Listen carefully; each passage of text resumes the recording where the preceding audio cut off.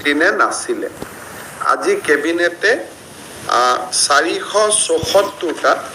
সচিব পদ নিৰ্মাণ কৰা অনুমোদন কৰাৰ বাবে সিদ্ধান্ত গ্ৰহণ কৰে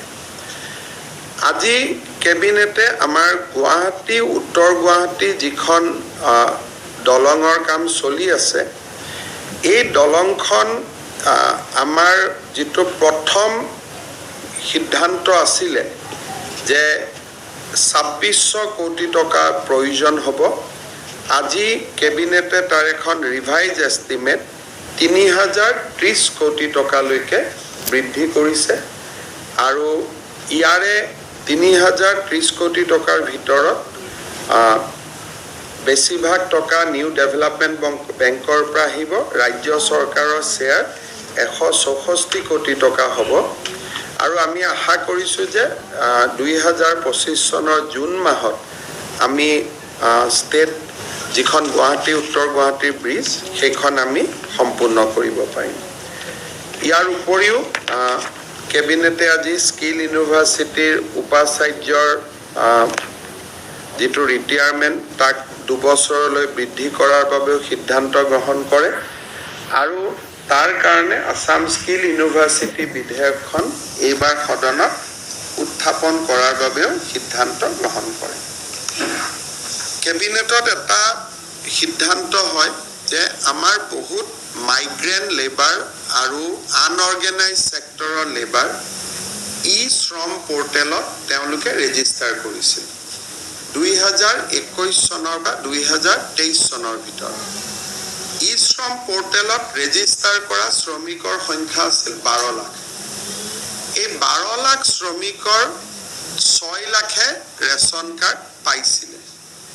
বাকি 6 লাখে ৰেশন কাৰ্ড পোৱা নাই আজি আমি কেবিনেটত আলোচনা কৰি এই ব্যক্তিসকল যদি সঁচাকৈ আনঅৰ্গানাইজড লেবাৰ হয়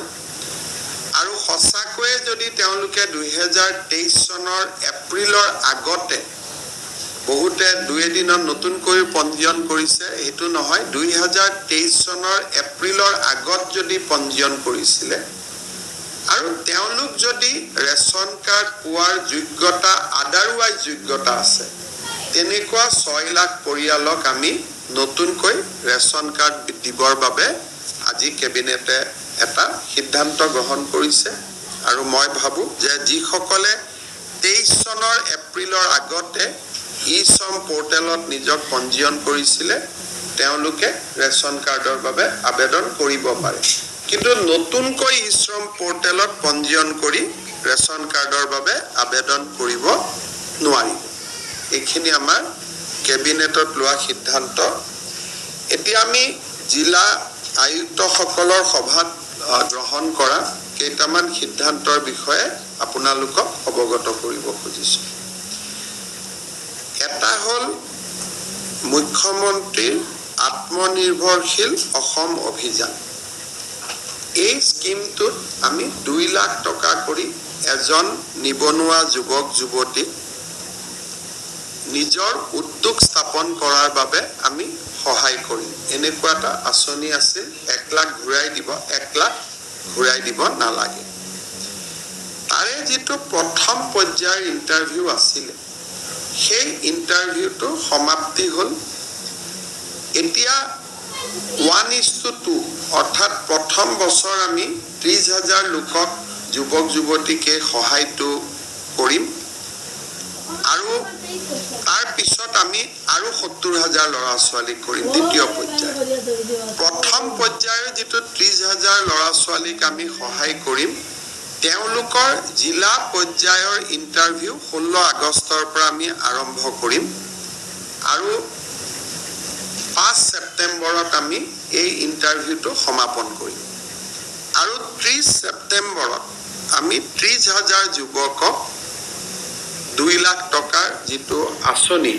সেই আঁচনিৰ অংশসমূহ আমি বিতৰণ কৰিম আৰু জিলা উপায়ুক্ত সকলৰ লগত এই বিষয়ে আমি ডিটেইল আলোচনা কৰিলো যাতে কোনো ক্ষেত্ৰতে কতো খেলিমেলি নহয় দ্বিতীয়তে আপোনালোকে জানে যে অসমৰ স্বচ্ছ নিযুক্তি এটা ভাৰতবৰ্ষ পৰ্যায়তো চৰ্চিত হৈছে অহা যি আমাৰ পৰীক্ষা হ'ব তৃতীয় আৰু চতুৰ্থ শ্ৰেণী এটা পৰীক্ষাত 11 লাখ পৰ্যন্ত প্ৰাৰ্থী হৈছে গতিকে জিলা উপায়ুক্তৰ সন্মিলনীত আমি আলোচনা কৰিলো যে কেনেকে আমি অতি সুন্দৰভাৱে এইবাৰো স্বচ্ছতাৰে সৈতে এই পৰীক্ষাটো সম্পূৰ্ণ কৰিব পাৰোঁ তৃতীয়তে আৰু এটা বিষয় আলোচনালৈকে আহিছিলে যে মুখ্যমন্ত্ৰী নিযুত মইনা আঁচনি এই নিযুত মইনা আঁচনিখন অহা 7 বা 8 আগষ্টৰ পৰা আমি পপত্ৰ বিতৰণৰ কাম আৰম্ভ কৰিম তাৰ আগতে আঁচনিখনৰ ওপৰত এখন আমাৰ সাংবাদিক মেলো হ'ব আমি আনুষ্ঠানিকভাৱে উদ্বোধন কৰিম আৰু এই আঁচনিখনত যেহেতু 3 লাখ ছোৱালীয়ে বা আমাৰ কন্যা সন্তানে এই আঁচনিৰ সুবিধা ল'বলৈ সুযোগ পাব যাতে নিৰ্বাচনৰ প্ৰক্ৰিয়া পপত্ৰৰ প্ৰক্ৰিয়া সুন্দৰভাৱে হৈ যায় তাৰ বিষয়েও জিলা উপায়ুক্তৰ সন্মিলনীত আমি দীঘলীয়াকৈ আলোচনা কৰোঁ অৰুণোদয় 3.0 অৰ্থাৎ অৰুণোদয় আমি প্ৰথম আৰম্ভ কৰিছিলোঁ 19 লাখ হিতাধিকাৰীৰে অৰুণোদয় 2.0 আমি সামৰি লৈছিলোঁ 27 লাখ হিতাধিকাৰী এতিয়া অৰুণোদয় 3 আমি সিদ্ধান্ত লৈছোঁ যে আৰু আমি প্ৰায় আপোনালোকে হিচাপ কৰিব লাগিব যে মই ফটক কৰি পূৰণ কৰি দিছোঁ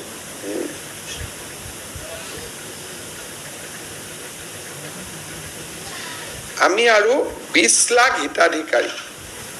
এই আঁচনিৰ আমি অধীনলৈ আনিব খুজিছোঁ যদি 20 লাখ হিতাধিকাৰীক এই আঁচনিৰ অধীনলৈ আনো তেতিয়াহ'লে এই আঁচনিৰ অধীনত বেনিফিটেড পৰিয়ালৰ সংখ্যা 47 লাখলৈকে বৃদ্ধি পাব আমি অৰুণোদয় 2.0 আধাৰ আৰু ৰেচন কাৰ্ডৰ লগত জড়িত নাছিলোঁ যে এটা তাৰ কাৰণে মই বিভিন্ন যোৱাকালি পৰহি যেতিয়া উপায়ুক্তৰ সন্মিলন আৰম্ভ হৈছিল সকলে জিলা উপায়ুক্তসকলে পৰীক্ষাটো সুচাৰুৰূপে অৰুণোদয় হিতাধিকাৰী তাৰ বিষয়েও অবাঞ্ছিত লোকৰ হাতলৈকে যোৱাৰ কিছু তথ্য আমাৰ হাতলৈ নিৰ্বাচনৰ সময়ত আহিছে সেইকাৰণে এইবাৰ আমি সিদ্ধান্ত কৰিছোঁ যে অৰুণোদয় আঁচনিটো পাবৰ কাৰণে ৰেচন কাৰ্ড থাকিবই লাগিব ডিসি সকলক সজাগ কৰিব লাগিব আৰু আমি প্ৰচেষ্টা কৰিম আধাৰ এইবাৰো যাতে আগৰ দৰে আমি এটা অৰুণোদয় পৰীক্ষা পাতিব পাৰোঁ যোৱা দিনত মই ৰেচন ঘোষণা কৰা আঁচনিবিলাক বৰ্তমানলৈকে পাই থকা অৰুণোদয় হিতাধিকাৰী 2 অক্টোবৰৰ পৰা 20 লাখ হিতাধিকাৰী হ'ব তাৰ কাৰণে এটা নতুন নিৰ্বাচনী প্ৰক্ৰিয়া এটা ডাঙৰ অভিযান আৰম্ভ হ'ব অৱশ্যে যেতিয়ালৈকে নতুন বেনিফিচিয়াৰী নিৰ্বাচন নহয় তেতিয়ালৈকে পুৰণা সকলে অৰুণোদয় পাই থাকিব মুখ্যমন্ত্ৰীৰ নতুন হিতাধিকাৰী আৰম্ভ হ'ব বৰ্তমানে পাই থকা অৰুণোদয় নাপাব যদি তেওঁলোকৰ ৰেচন কাৰ্ড নাই বা তেওঁলোকৰ আধাৰ নাই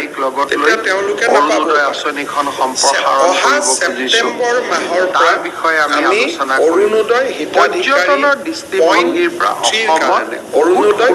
3 আছে এই হিতাধিকাৰী নিৰ্বাচনৰ প্ৰক্ৰিয়াটো আমি আৰম্ভ কৰিম আমি পৰ্যটন উদ্যোগটো বঢ়োৱাৰ এই কামটো যাতে খুব সুষমভাৱে অৰুণোদয় হিতাধিকাৰী পাই ডাবল হোমষ্টে আজিতকৈ দুগুণ হৈ যাব আজি 27 লাখ আছে তেতিয়া প্ৰায় 47 লাখ হ'ব ডাবল নহ'ব অকণমান ডাবলতকৈ কম হ'ব গতিকে এইবাৰ যাতে অৰুণোদয় প্ৰত্যেকটো ৰেচন কাৰ্ড থকা পৰিয়াল প্ৰত্যেকটো হয়তো নহ'ব 80% ৰেচন কাৰ্ড বনাব লাগিব প্ৰায় 55 লাখৰ আছে আমাৰ অৰুণোদয় 47 লাখ কিন্তু যিহেতু অৰুণোদয় ক্ৰাইটেৰিয়া আছে 4খন গাড়ী থাকিলে নাপায় মন্ত্ৰী এমএলএ পৰিয়ালে নাপায় পঞ্চায়তৰ পৰিয়ালে নাপায় সেইকাৰণে আমি ভাবিছোঁ যে 47 lakh will be a sufficient number যোগ্যজনক দিবৰ কাৰণে আৰু তাৰ গোটেই নিৰ্বাচনৰ প্ৰক্ৰিয়াটো আমি ছেপ্টেম্বৰ মাহৰ পৰা আৰম্ভ কৰিম তাৰ বিষয়েও জিলা উপায়ুক্তসকলৰ লগত পুংখানুপুংখভাৱে আমি আলোচনা কৰিম এইবাৰ আমি